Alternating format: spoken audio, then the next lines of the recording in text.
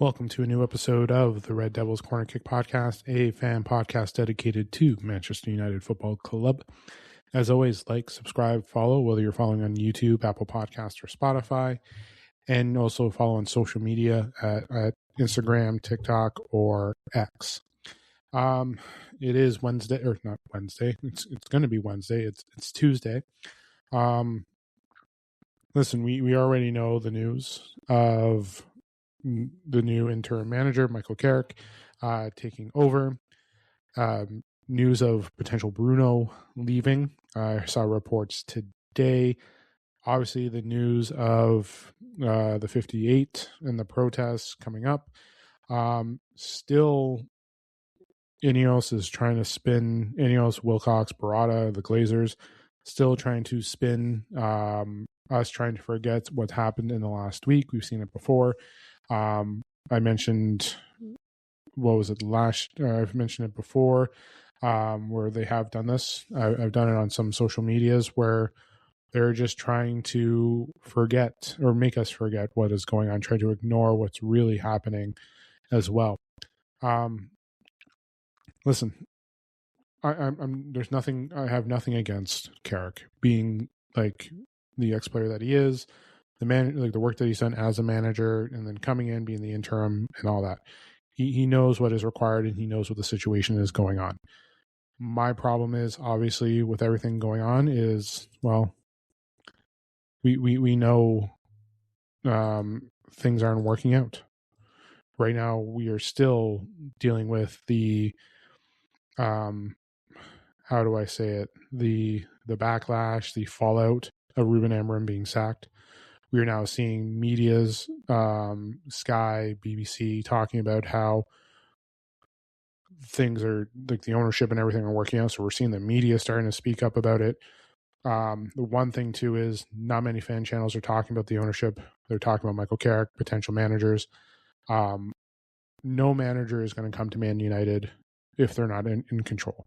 And they're listing all these people: Enrique, Ancelotti, who else was there? Nagelsmann, Tuchel. There's a rumor of, what's his name? I just saw it. Not Potter. It will come to me. Former England manager, Gareth Southgate. There we go. There's talks about him. I know Ineos fancied him at one point and everything going on, even before Ten Hag was sacked, even in the midsummer. Obviously, we know the story already. The manager, whoever comes, has to be a puppet. That's basically what it is. It's a yes person job. Yes, I'll do this. Yes, I'll do that. And again, Carrick is in a tough spot because he's coming in. He's hoping that the players can turn it around. Wilcox apparently went to training on Monday and said Champions League is now required. Well, no fucking shit. We've been requiring for Europe, and we were aiming for Champions League. We were 3 points out of being tied for Champions League, 4 points of actually going into Champions League before your ego and your man or your owner, our owner, Ineos, your boss, Sir Jim and Omar Barada, couldn't take the truth. You got called out and you sacked him. And I saw the reports today that they did not want to sack Ruben Amorim mid-season, but the results and the behavior was a reason. There was no behavior. There was a manager who spoke the truth.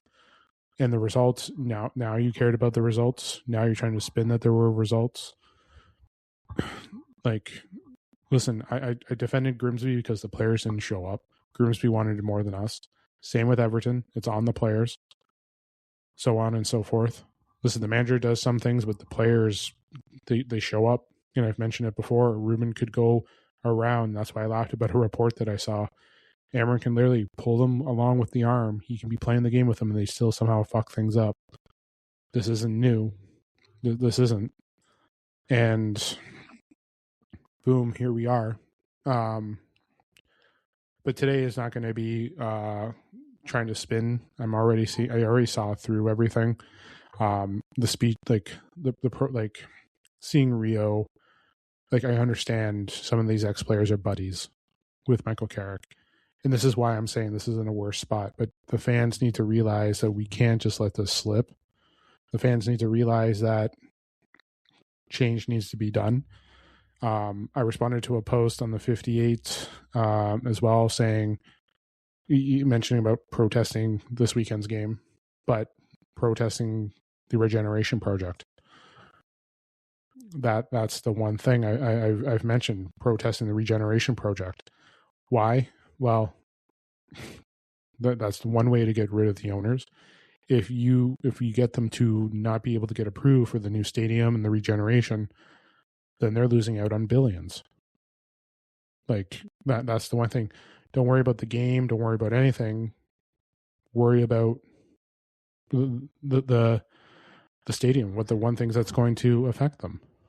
That's what the whole thing is. Once they get a hold of that, they're going to be making money from it. But the one thing is, we need the owners to go. So why not? We can protest the game the way the management is, the ownership is, but at the same time too, start protesting towards everything else. Start looking at ways to, like have everyone see, whether it's the city council or what's going on. Like I can't unfortunately do anything. I'm on the other side of the Atlantic, but why not go for trying to protest the regeneration, the new stadium, have them focus on rebuilding the club, getting to where they are, not putting more debt on the club. We need to look at where they're going to be investing. And so, but like, again, going to the games, yes, protesting, all this stuff, being respectful, I get that. But right now, if they get approval, they're going to be here longer. And I saw this on the United Stand from Mark Goldbridge. He mentioned it. He mentioned that, hey, if they get approved for it, boom. And listen, new stadium, New Jersey, I get it. But right now the team is in the dump. You really want to, like, if we somehow got relegated and we have this new stadium, like that's the thing. Like we're getting hurt. But Manchester United right now is dying. It is dying. It has been dying. Don't worry. I believed at one point that there could have been a slight change with Ruben in this board, but eventually the bullshit came out. We saw the lie. The manager spoke up. The manager's always been honest. The no filter, I'm okay with it. Like he spoke up. He was honest. And unfortunately, that's what the problem is. The problem is that they were so hurt by the truth that they were failing that they had to let him go. And there it is. Like Manchester United right now, the way the Glazers, Ineos are now working is Manchester United is basically a rusted out, broken down car. And listen, it needs a new engine, brakes, lights, doors, gas tank, muffler. The hood of the trunk is missing. Suspension, brake line, coolant, air conditioning, all of it's missing. Like all of it's broken down. And what they've been doing is adding in pieces to hope that the car does start. And when you get a little bit of a start and it starts being able to drive a mile, they're like, perfect. But no. And then it collapses again. Well, we'll just keep doing the same thing and again and again. Basically, you have to rebuild the whole thing. And this is where our fan base came in as well. Like the fan base, some fan channels, fan channels, fans, media, they did not want to see Manchester United, or they were not willing to wait for Manchester United to properly rebuild the car. Trying to restore it to what it was. Get the right parts. Get the engine rebuilt. Refix everything and everything. They had the mechanic that wanted to start the project and believed in it. That was our manager, Ruben Amorim. Or I have to put air quote manager, unfortunately. But you had the right mechanic to start building everything, and you started building the foundation. You started repairing certain pieces to start getting everything to go. And unfortunately, the board, the ownership, didn't want to give any funds. They didn't want to help get those right pieces to get the car back up. Let's say you're restoring a 65 Mustang. You're trying to rebuild everything. Trying to get the right color. Like, everything's got to be, the doors got to be fixed. The interior, everything's got to be rebuilt. But it's got to take time. Piece by piece. People wanted results. They wanted us now to do everything. They want us to dominate games because of the title. We are Manchester United. We have not been Manchester United for a while. We haven't been. And I get it. Like, I've mentioned it on episodes before. I jumped on with the bandwagon. When the club was there, when I was young, when I first went to England, and I jumped on. I saw the Beckham jersey, got it, still have it, but I was part of the bandwagon. I would let people know I was Manchester United. I knew the rosters, but committed to like other fans were, no, I was not where that is. But now I'm familiar with sports too. Sports is my background, but growing up enough watching, like, as much as there are glory days, there are every sports team, so majority of sports teams have glory days. The Montreal Canadiens back in the day, the Leafs have at their point, the Yankees, Red Sox have had their moments. Looking at the Pittsburgh Steelers, the Patriots, they've all had glory days. The Cowboys, they've all had those days. Man United, Liverpool did back before the Premier League started. Arsenal as well. There were many teams that were just dominant. Everyone had their glory days. Everyone has. The question is, can you get yourselves back to those days? And it takes time. It takes a rebuild. And as much as I can talk about those days of all those championships and everything won for those sports teams, that doesn't do anything for today. It doesn't. What was it? Paul Emerson talked about they're stuck 20 years ago. Ronaldo, Rooney, so on and so forth, that they're not the same Manchester United that they were. And he's not wrong. For what? We're going on 14 years, 14 seasons since we won a Prem. Like, what do you expect? Have you expected us to be like, well, that Champions League that we won really got us to, that 0-0 draw against Burnley today? Like, for fuck's sakes. Like, the history of the club is always going to be there. And you can always learn from the history of the club. But Man United need to evolve. Unfortunately, the owners need to go. Wilcox and Barada, I would like them to leave. The Glazers can go too, but unfortunately, we need to protest. And as much as protesting before a game is one thing, there has to be other options as well to protest. And unfortunately, like I mentioned, the stadium, the new one, it may play a factor. If they don't, like, if they get approved, they're here. The Glazers and Ineos have won. They will be here for a long time. They'll be lining their wallets with money, and United will be terrible. As I've said before, and I said it again, we are the biggest commercial club in the world. We are not the biggest club in the world.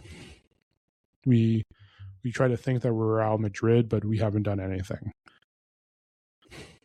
Real Madrid is just incredible. They're a club that you can idolize, but successfully this century, let's go to the 21st century. How many Champions League did they win? How many? They're at 15 total, I believe now. 9 they've won this century. I believe, 8 or 9. Chelsea's won 5. Liverpool has won 1. Been to a couple finals like we have. Actually, no, they've won 2 this century. So they're already out beating us. They've won a Premier League or so, but Chelsea's done well. Chelsea's won Champions League. They've won a couple of European trophies. Since this century, we've won 2. A Europa and a Champions League. Cool. But let's eye on Champions Leagues. So on and so forth. But realistically, we struggled. We have been. Like, Like Xabi Alonso's sacked, and fans are like, well, that's what they should be doing with performances. Ruben Amorim was not sacked because of performance. And I knew we were going to be terrible. I knew there was going to be a struggle. I knew that the performances weren't going to be bad. I knew the players will sometimes not show up. But we're at the point now where one of them, our captain, is potentially leaving, which was potentially, it could be happening either way if Amorim was here. But I feel like if Amorim was still here, we're still having him next season because he had something to play for. Are these players going to play for Michael Carrick? I don't know. But this goes into Bruno Fernandes leaving. The ownership and everything has failed. They have. They betrayed their captain too. They sacked a manager that they all respected and wanted to play for, and that the ownership backed 3 months ago, then sacked him because it was on performance, where Bruno knows what it was for. Those players know what it was for. That locker room knew what it was for. You can't hide that was performance on the players. The one thing, too, is I would like to have is the backing of the players. But unfortunately, Bruno's quote-unquote account was hacked, apparently, stating, let's get rid of Ineos. But realistically, we have to look at what we have here. Like, there is an issue. We don't have the player support. Kobe Mainu may still want to go, depending on whoever the manager is. We're at a point of struggling. They're not getting any plans. They're not doing any transfers. I don't care if there's a rumor of Ruben Neves. Heard this song before. We heard it back in December, 2 days before Ruben Amorim was sacked. We know the connections there. We know that it's, yeah. I've said it before and I'll say it again. Every time we have a link, I'm not going to believe until I see them with the social media team signing that contract. It's the truth. And the fact that, articles came out that saying Ruben wanted midfield, but for some reason the ownership was eyeing Semeneo to make a bid. You're looking at getting more of an attacker when we're fucking suffering in midfield. Everything is not working out well. And again, talking about ex-players becoming our managers, the spin, it's failing. We can't see that. We have to move past that. United we're not winning the Prem in 2028. That's gone. That was gone when you sacked Ruben Amorim. It's the truth. That was gone the day that you sacked Ruben. And unfortunately, there's no way. And for all those fan channels and everyone now upset about with the ownership, please, there were many of you that were sacking Amorim right now instead of going after the players, instead of going after the ownership, the board. A lot of you were there. But right now, at a time of need, everyone needs to unite and get out and protest against the owners. That's what it is. There's a lot of things that need to be done. And I feel bad for Michael Carrick going into the situation. Like, he knows deep down inside, as much as he's there for the interim manager, and he knows that nothing's carrying on after. That's what happened with Ollie. Ollie thought that he was going to get hired on if he did well near the end. Unfortunately, no. Carrick knows that he has to go in, just do his job, and boom, he's done. I wonder if Carrick knows the situation that he's in. Carrick is an ex-player. Cool. Great. And that's the part I feel bad. This whole situation here is I feel bad for Michael Carrick. And it's true. You're in a situation where the fan base is turning on the ownership. The ownership has lied to the previous manager for not backing, not getting everything done. They wanted to build a project that they failed. Their captain is thinking about leaving. The players aren't happy. Darren Fletcher, who just managed them for 2 days, just said that they're fragile in the second game. So he's coming into a situation where he doesn't know what the result is going to be. Wilcox comes in and he says, we want Champions League. You think the players are going to play for you after what you've done? Do you think the players want to stay? Your captain is willing to leave. Players are reported coming out saying that they're afraid that he's going. To be fair, you know what? If Bruno left this transfer window, that would be a proud moment. It would be. That would be a statement to the ownership. That would be the statement of the downfall. Your captain leaves. not because he's abandoning it, because he's fed up. The ownership abandoned him. The ownership abandoned this team. The ownership abandoned the manager. The ownership abandoned the fans. This ownership, this board, boom. And I think I might have sent something out like Cunha should leave too. Cunha was here for Ruben. He should go. But again, like if you get the captain and start getting ready to think about him going, go. I would do the release clause, the European thing, and go. Wouldn't give even the option for Saudi, the money or anything. Release clause, go to Europe. Use that release clause. Make sure they don't get that much of a cent. But listen, Bruno is a legend. He wears his heart on his sleeve. He loves this club. And I wouldn't want him to go. Like, don't get me wrong. I support the Portuguese national team, and obviously I still get to see Bruno play with the support.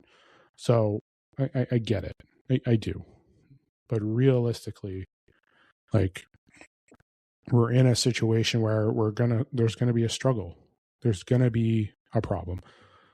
We're gonna lose out on, potential issues. But like the issue is here, we are like right now we're in the midst of a losing battle. And again, having the captain go, having, like if he goes, he goes. Will I be upset with it? No, because we know why he potentially left. We know what would happen. And it would be a big hit to the fan base, to the ownership, to the team. That would be a killer. But in the end, he's got to do what's best for him, for what he decides. But again, everything needs to happen. Everything needs to work out. Everything, we need to make sure that we're protecting this club, the like, it's not about the history, but rebuilding itself to evolve in this type of game. There's nothing wrong with the identity of, like, the history, I understand, and everything. And please forget the academy and everything, because again, the academy is there to be supplemented for experienced players, and Ruben didn't get that either. We went with a young player like Sesko. Nothing against him. I do like him. I do like his movement, his involvement, his hold up. Dorgu, who is still young, still developing. They went with development where we didn't get experience. And listen, Tottenham got Conor Gallagher. I get it. What was it? Ruben Neves, yes, he's linked to it, but that's too little too late. Why bringing him in now? Why are you caring? Because what? Like, but, like, we're in a situation where United are hit. And chances are, like, you have 3 players coming back. Ahmad, Mbuemo, Mazraoui, they're coming back too. So not only that, we're playing less games now. We're out of another cup.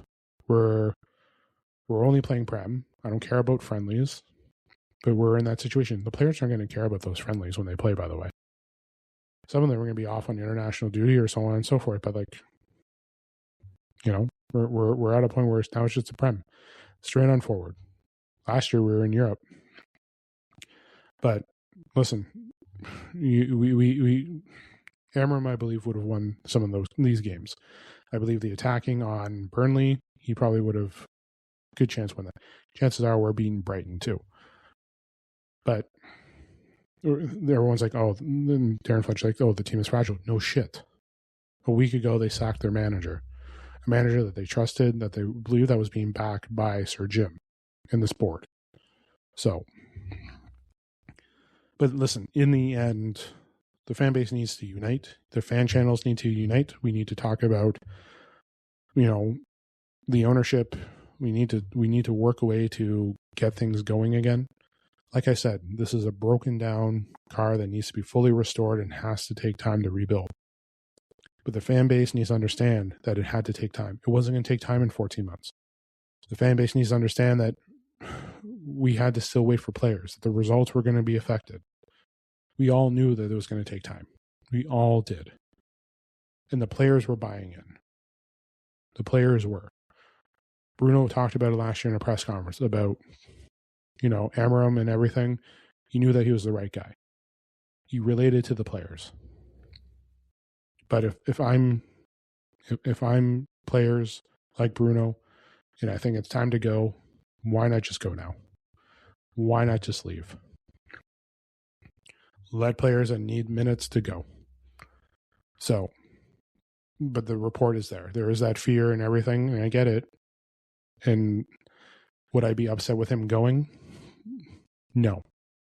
Because we would know why he's going. So, Man United, and I've said it before, I don't think we're going to get Europe. I don't even think we're going to get Champions League. The reason why is the struggle. We're going to be. We're going to be competing against teams. There are going to teams that are going to be better. Plus the mood and another manager. This is our third manager in a week. This is a repeat of last year, ladies and gentlemen. Ten Hag, Amarim, Ruud. Those are our three. Sorry, I didn't put them in chronological order. Ten Hag, Ruud, and then Amarim. But it's the same thing again. Here we are. History repeated itself with Manchester United. So we have to get the Glazers and Ineos out. So, but yeah, I'm going to leave it there. Again, listen, there's nothing wrong with Carrick. And listen, I'm not doing this or that. And I've mentioned it before. I feel bad for Carrick coming into this situation. He's being used to cover up the mistakes. He's being used to spin that the Glazers and United are responding to history and ex-players and so on and so forth. We're listening to Sir Alex and all that stuff. They're listening to it. Unfortunately, he's in that situation. He knows that he's just the interim, that he's done at the end of the season. But unfortunately, we're in that situation where he's in a tough spot. He is. Like the speeches and everything, it sounded Glazers, it sounded Ineos. Let's just Barada, Wilcox, let's just try to talk about benefits, positives with the team. Fortunately, there isn't. There is no positives with this team. So, listen, I'm just going to leave the episode there. I will be back Thursday. Preview of the City game as well. Catch up on United with any news going forward. And then preview episode on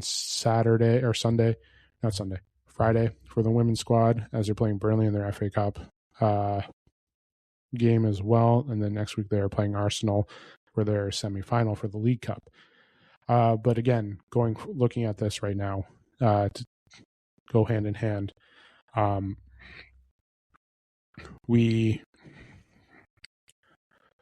there's a lot of things that need to be done.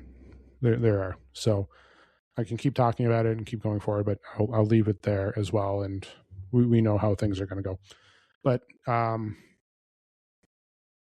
again, I'll talk to you guys Thursday. Don't forget to like, subscribe, follow, whether you're on YouTube, Apple Podcasts, or Spotify. And then don't forget to follow on social media as well, TikTok, X, and Instagram. This is the Red Devils Corner Kick Podcast. Glory, glory, Man United.